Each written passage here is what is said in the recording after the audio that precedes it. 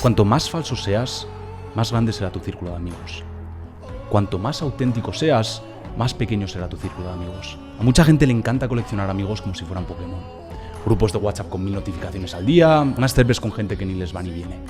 Y todos son muy amigos hasta que llega la cuenta, metafóricamente hablando.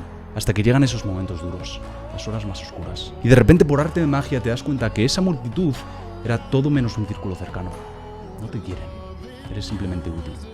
Y eso funciona en los buenos momentos, es bastante fácil. Dices lo que hay que decir, asientes con la cabeza a las mentiras y ¡boom! 10 nuevos amigos.